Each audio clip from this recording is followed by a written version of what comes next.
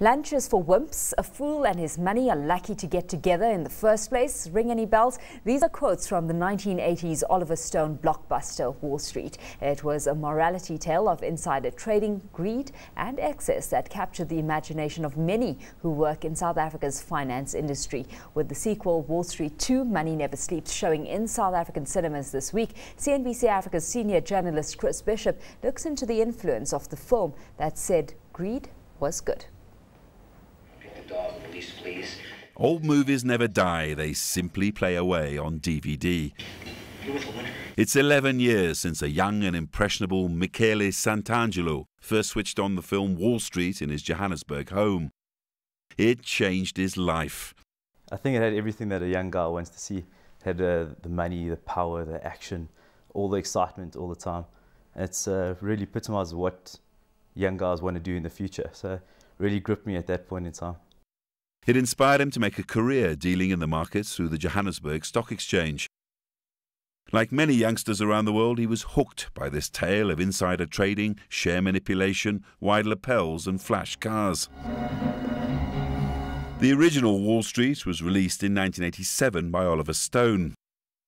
Now, a lot of business people remember the Wall Street film in the 1980s, that morality tale of power and money and financial chicanery, but probably not a lot of people know that one of the actors in the film was from Johannesburg, from Orange Grove, in fact. Now, he's come here to visit the land of his birth, and we've come along to meet him.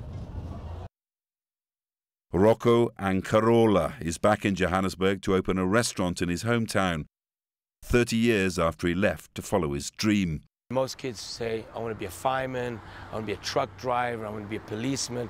My dream was to be an actor. I said, I want to go to New York and I want to be an actor. My mom was like, what? What does that mean? What's an actor? He ended up in the restaurant business. Here he met up with the producer of Wall Street, who offered him this fleeting part of a maitre d' in the famous 21 restaurant in New York. It didn't start well. So I ran outside and decided instead of taking the train, the subways, that I would take a taxi. And of course it's rush hour in New York City at 8 a.m. in the morning. It was the stupidest thing I could ever have done because I got stuck in traffic and arrived on set about an hour and a half late. And Michael Douglas and Charlie Sheen had been waiting around, and Oliver Stone were waiting on the set for me, and they weren't happy. We did another take as we delivered the lines, and he calls me over, he says, Louis, take care of my friend. He sticks his hand in his pocket to pull out the $20 that he was going to tip me, and didn't have the money in his pocket, and he started looking for it. And I looked in my pocket and I found that I had still kept it from the last take because we'd done it so many times, I'd forgotten to give it back to him. And Oliver made a big joke about it, and Oliver was like, what happened? He says, Douglas, you don't have another $20 in your pocket? It's the only $20 you carry, a big shot Wall Street guy like you. And the whole set laughed because there was a lot of extras around. And for about 20 minutes we couldn't film because people were just cracking up and having, laughing at that moment. Now the sequel is in cinemas. It's called Wall Street 2, Money Never Sleeps. It follows the infamous corporate raider Gordon Gekko from his prison release. It raises new questions of finance and morality in the era of the credit crunch and the bank bailout. And one mobile phone. But sometimes it's the only place to stay sane. Paul Theron, an analyst in Johannesburg, is another Wall Street fan. Well, you know, the greed is good line comes up when he's doing that presentation in the crowd to the shareholders of a particular company. But my all-time favorite still is the one where somebody asks him whether he's going to be taking a break, and he says, no, lunch is for wimps. It's nearly a quarter of a century since those words were uttered on film. Has the world of finance learned anything since the heady days of the 1980s? You know, it's obvious that markets have become more regulated and more managed in recent years. And one reads stories about how things were completely wild at the turn of the century in books like Jesse Livermore's, stories of a stock trader. In the 1986 period, it's clear that there's still a lot of pretty wild stuff going on.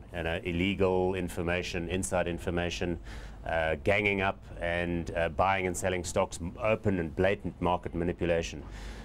But I think since then a lot has changed. I mean, as a result of specifically those prosecutions which are reflected in that movie, I think out-and-out insider trading is much less prevalent now. I think certain corporate actions and what happens around those still can be a bit fishy. And we know that, you know, equity markets have been volatile and all sorts of problems have occurred. But I think the movie was quite a critical juncture and reflected a critical juncture in US market regulation. Yeah, I think there still is a bit of that happening around. There's always someone who's had a chat over a braai, has mentioned something along the lines, and someone's got their ears open. There's always a little bit of information flow that isn't always above board. But I don't think they've had huge impacts as like in the Wall Street movie, but I certainly think there are some deals that are in the know from other people. So in the world of finance in 2010, greed may still be good, but like money, regulation never sleeps. Chris Bishop for CNBC Africa, Johannesburg.